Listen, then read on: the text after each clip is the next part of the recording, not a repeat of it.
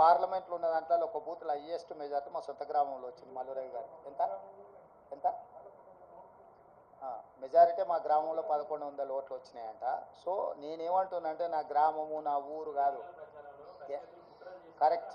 అందుకే sitting MP సీటున deposit కోల్పోయి TRS ఓట్లు బదిలీ చేసింది. నేను చెప్పింది కుట్ర అదే.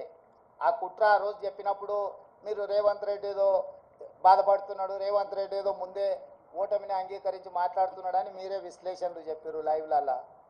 ఇప్పుడు నిజాం తేలింది కదా, మహబూబ్నగర్లో డిపాజిట్ పోయింది, చెవెళ్ళలో డిపాజిట్ పోయింది, సికింద్రాబాద్లో డిపాజిట్ పోయింది, మల్కాజ్గిరిలో డిపాజిట్ పోయింది, కరీంనగర్లో డిపాజిట్ పోయింది, నిజామాబాద్లో డిపాజిట్ పోయింది, ఆదిలాబాద్లో డిపాజిట్ పోయింది బీఆర్ఎస్ నాయకులకు. నేను చెప్పింది అదే కదా. వీళ్ళు పూర్తిగా ఓట్లు బదిలీ చేసి బీజేపీని గెలిపించడానికి బీఆర్ఎస్ కార్యకర్తల ఆత్మగౌరవాన్ని నాయకులను బలిస్తున్నాడు అని చెప్పిన. ఇప్పుడు కూడా నేను విజ్ఞప్తి చేస్తున్న బీఆర్ఎస్ ఎమ్మెల్యేలకు, at the cost of your position KCR బేరసారాలు చేసుకుంటున్నాడు బీజేపీ తోటి. ఇప్పటికైనా మీరు ఆలోచన చేసి అదేమో అంటారు కదా, ఆత్మ ప్రబోధానుసారము మీరు నిర్ణయాలు తీసుకోండి.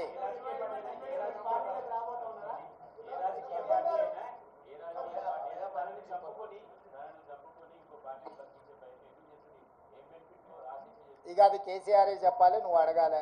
కేసీఆర్ అవయవదానం చేసిండు బీజేపీకి.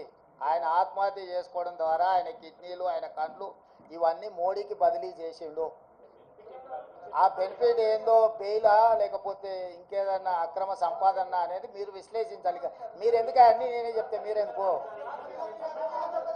రఘు చెప్పండి.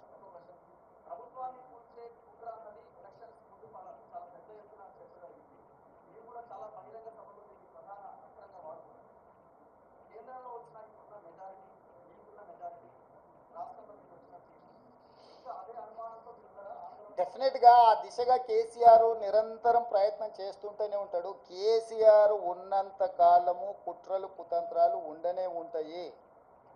ఎప్పటికప్పుడు తెలంగాణ ప్రజలు అప్రమత్తంగా ఉండాల్సిన అవసరం ఉంది. కేసీఆర్ రాజకీయ జూదగాడు. జూదం అనేది కేసీఆర్ మానడు. సర్వం ఒడ్డైనా జూదమే ఆడతాడు కేసీఆర్.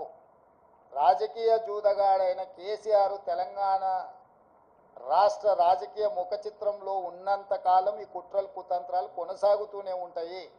అయితే మహారాష్ట్రలో ఇట్లాంటి కుట్రలు కుతంత్రాలతోని శివసేనను ఎన్సీపీని చీల్చడం ద్వారా